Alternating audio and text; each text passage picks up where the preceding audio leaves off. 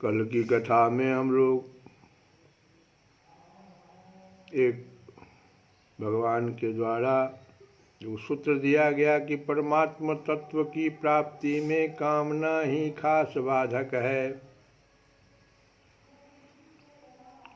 अब जैसे किसी घड़े में पानी भरा हुआ है और उसको खाली करना, हमें और खाली ही नहीं करना, उसमें परमात्मा तत्व को, परमात्मा मान लो, परमात्मा तत्व माने आकाश, आकाश को हमको भरना है घड़ा में। पानी भरा हुआ है, इसलिए परमात्मा तत्व माने आकाश उसमें नहीं आ रहा है।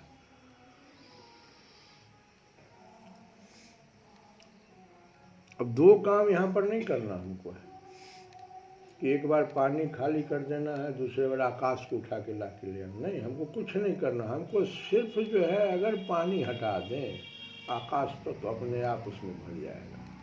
ऐसे ही परमात्मा तत्व जो है वो हमारे भीतर इसलिए नहीं आ रहा है क्योंकि हम उसको तो तीन तीन आवृत्ति पीछे भगवान कहे कि धुएं से ढका हुआ अग्नि, धूल से ढका हुआ दर्पण और गर्भ जैसे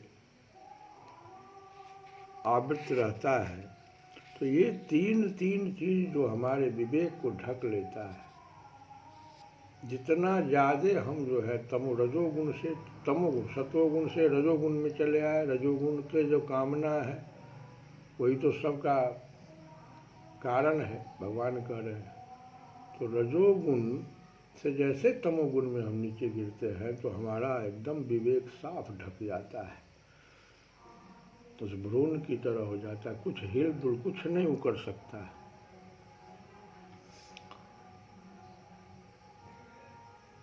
कामना का त्याग कर दें तो परमात्मा की प्राप्ति अपने आप हो जाती है। भगवान फिर अगले श्लोक में कहते हैं कि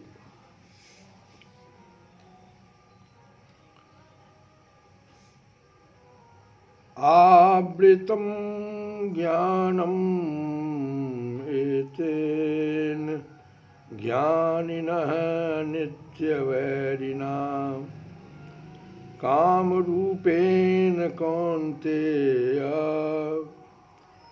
दुष्पुरेण अनलेन च।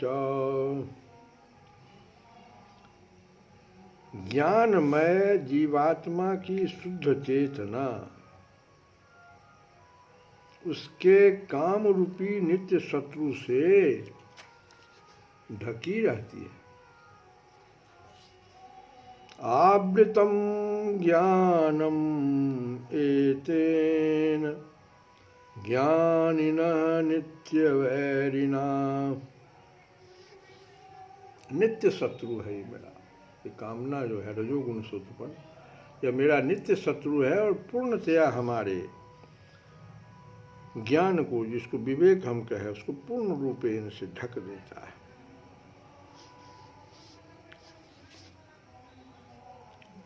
और जो कभी भी तुष्ट नहीं होता, ऐसी कामना है रजोगुण वाली जो कभी तुष्ट नहीं होता, उसको महाशनः,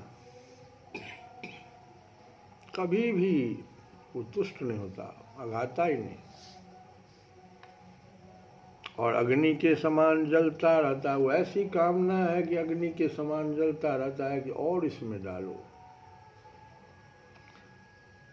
मनुस्मृति में भी कहा गया है कि कितना भी विषय भोग क्यों न किया जाए, काम की तृप्ति नहीं होती। ययाति की कथा जो हम लोग सुने थे, अपने बेटे से जवानी मांग लिया, नहीं तृप्त हो सका। जिस प्रकार की निरंतर ईंधन डालने से अग्नि कभी नहीं बुझती,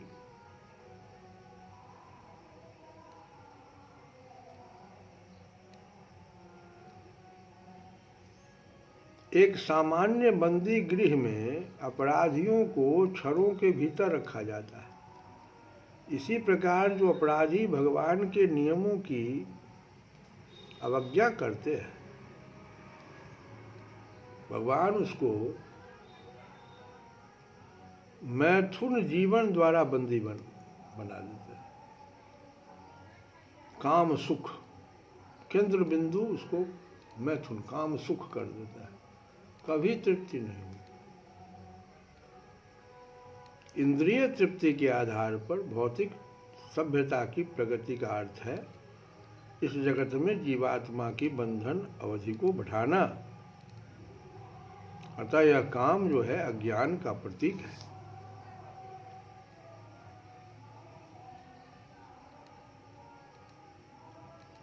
इंद्रिय तृप्ति का भोग करते समय हो सकता है कि कुछ प्रसन्नता की अनुभूति हो, किंतु यह प्रसन्नता की अनुभूति ही इंद्रिय भोक्ता का परम शत्रु है।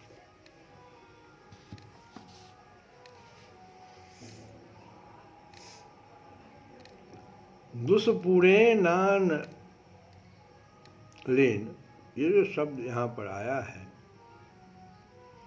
जैसे अग्नि में घी की सुहाती सुहाती अनुकूल आहुति, सुहाती सुहाती माने अनुकूल, अग्नि में घी को डालिए, आहुति देते रहने से अग्नि कभी तृप्त नहीं होती, प्रत्युत बढ़ती ही रहती। ऐसे ही कामना के अनुकूल भोग भोगते रहने से कामना कभी तृप्त नहीं होती, बल्कि और बढ़ जाती है। न जातु काम है कामान उपभोगे न शाम्यति, हविषा कृष्ण वर्तमेव भूय एताभिवर्धते। भोग और संग्रह की कामना कभी पूरी होती ही नहीं। जो 10 20 50 भय सत, होई 1000 तो लाख मंगेगी। कोटि अरब खरब संख्य, पृथ्वीपति होने की चाह जगेगी। स्वर्ग पताल को राज करो, तृष्णायघ की अति आग लगेगी। असुंदर एक संतोष बिना सठ, तेरी तो भूख कभी न भगेगी।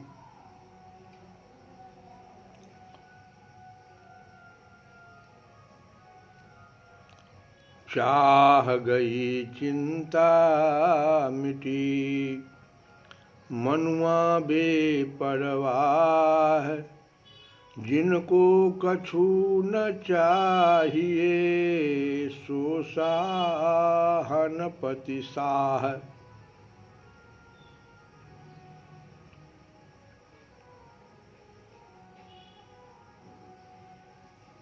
ज्ञानिनौ नित्य वैरिना, भगवान क्या कहते हैं कि यह काम जो है विवेकशील साधकों का नित्य वैरी है। ज्ञानिनो नित्य वैरिना, नित्य नित्य वैरी है।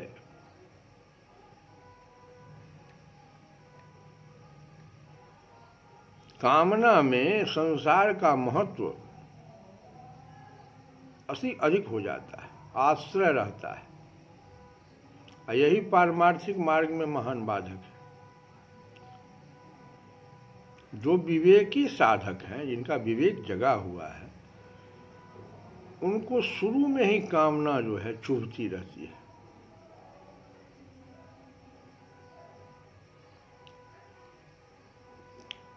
और जो भोग में लगे हुए हैं अज्ञानी, उनको तो कामना मित्र के समान है। आवृतम ज्ञानम, ज्ञानिनो नित्य वैरिना, और आवृतम ज्ञानम। देखो, ये विवेक है किसके पास?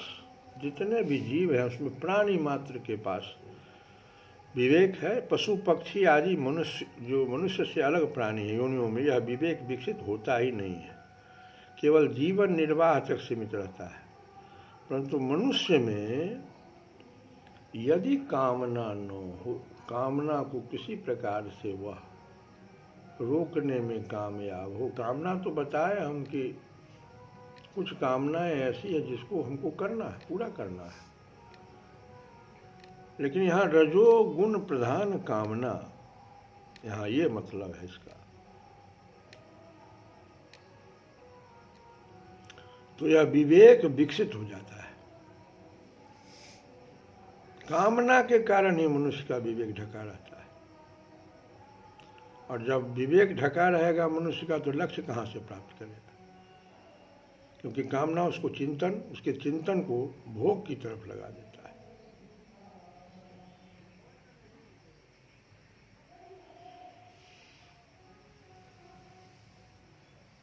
कामना के कारण ही त्याग में सुख है। धन की कामना होते ही धन मन के द्वारा पकड़ा जाता है। जब मनुष्य किसी वस्तु की कामना करता है तो वह पराधीन हो जाता है। संसार मात्र क्षणभंगुर है, इसको हमको ध्यान रखना है। शरीर, धन, जमीन, मकान आदि जितनी भी सांसारिक वस्तुएं हैं वे सब के सब प्रतिक्षण विनाश की ओर जा रही हैं और हमारे से वियुक्त भी हो रही है। लेकिन गजब की बात है कि हम लोग भोग भोगते समय उसकी क्षणभंगुरता का ज्ञान ही नहीं होता। पदार्थ को नित्य और स्थिर हम लोग मानते हैं। तो मनुष्य को सदा के लिए महान बनाने के उद्देश्य से भगवान कामना को नित्य वैरी बनाकर उससे बचने के लिए सावधान करते हैं, क्योंकि कामना ही संपूर्ण पापों और दुखों का कारण है।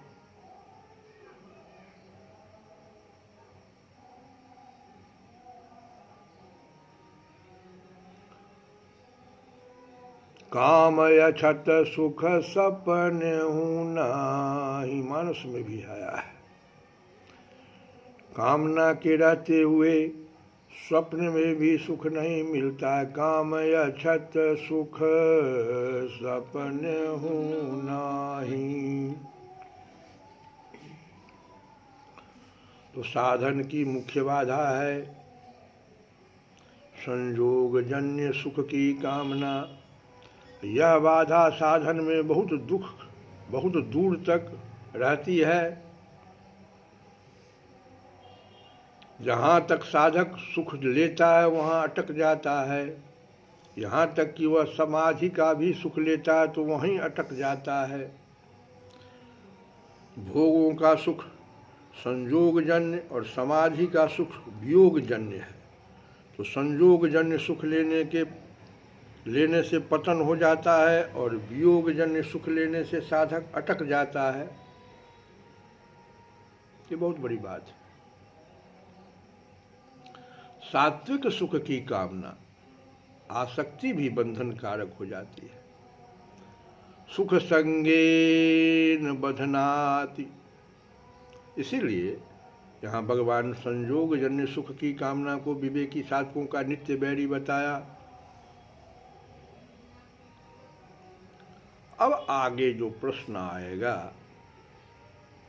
कि किसी शत्रु को नष्ट करने के लिए उसके रहने के स्थानों की कहाँ पर आखिर ये रह रहा है, ये जानेंगे तब न नष्ट करेंगे हम। तो अगली कथा में हम लोग इसकी चर्चा करेंगे कि इसका रहने का स्थान कहाँ है। हम लोग कल की भजन को ही दोहराएंगे। बिना भगवत कृपा से कुछ भी नहीं होने वाला है, इतना बात तो पक्का है। और भगवान को ही हम लोग भूल जाते हैं, क्योंकि जीव जब ते हरिते बिलगान्यो तब ते देह गेह निज जान्यो।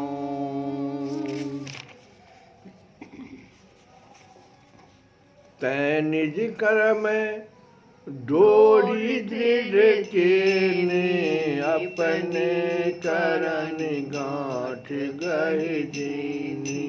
ताते परवश पड़ो अभागे ता फल गर्भ बास दुख आगे अनेक समूह संसित उदरगत जान्यो सो।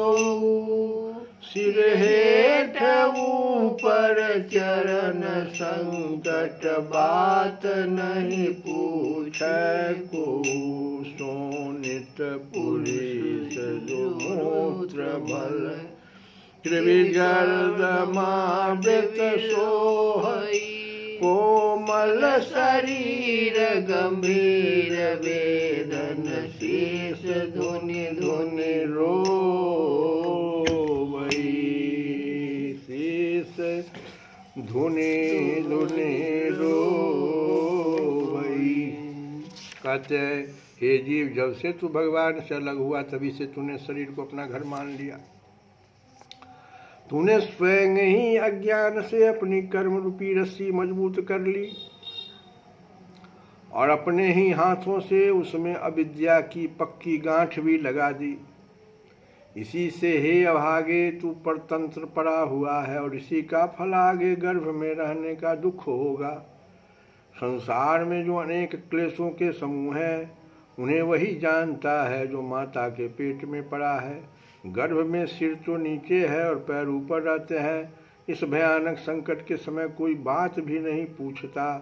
रक्त मल मूत्र विष्ठा कीड़े और कीट से घिरा हुआ गर्भ में सोता है। कोमल शरीर में जब बड़ी भारी वेदना होती है तब सिर धुन धुन कर रोता है। श्री कृष्ण गोविंद हरे मुरारे, हे नाथ नारायण